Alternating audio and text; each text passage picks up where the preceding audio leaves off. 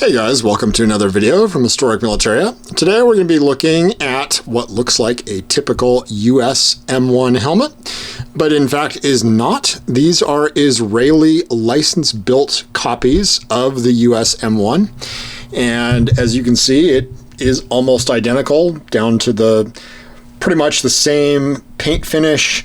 You've got a rough textured finish on the outside here, and these are your liners that are going to go with it and be compatible with it.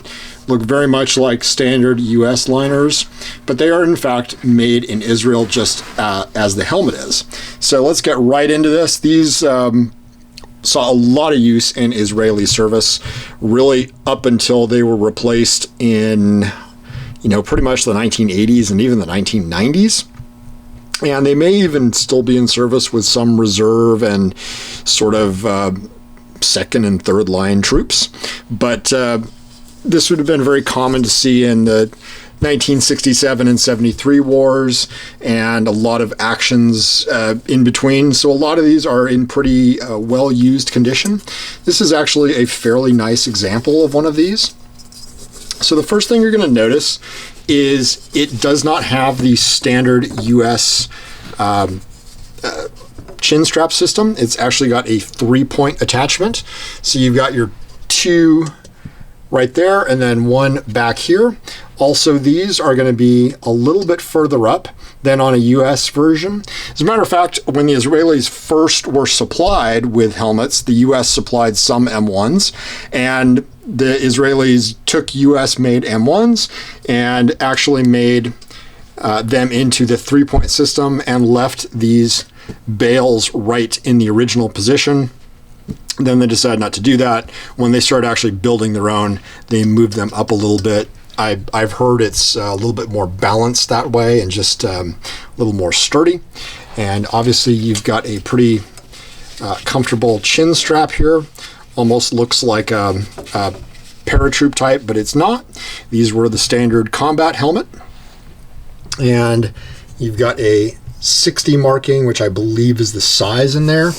The other thing that's going to set these apart is they are going to be marked with an Israeli character, and I believe that's going to be a year. Take a look at it from here. So you've got your Israeli maker's mark, and I believe the 75 is a year on this one. So if you see that under the front brim, you know you're looking at an Israeli made shell versus a US supplied shell. And the Israelis made these they made a lot of them, put it that way.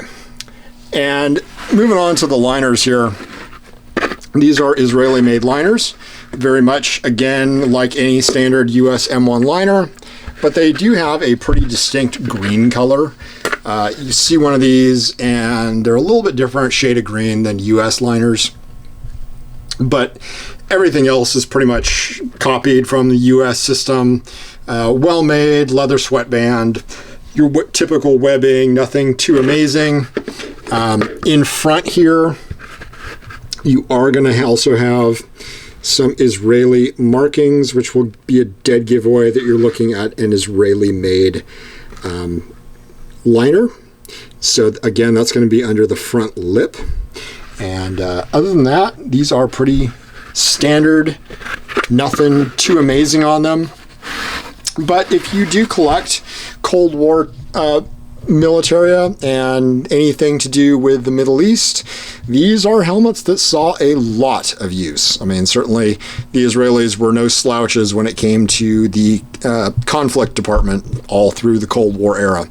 If you're interested in these, they are still available, although it seems like the majority of the ones that are being surplused out now or available as surplus are in pretty poor condition.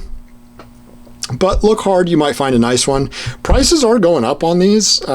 Seems like a few years ago they were pretty cheap, and now they're almost pushing $100 for some of them. So if you're thinking about getting one of these, you might want to jump on and grab one now. But hope you've enjoyed taking a look at the Israeli license-built copy of the US M1. And as always, remember to like and subscribe. And if you have further information on these, I'd love to hear about it. So drop a comment and remember to look for more content. Thanks for watching.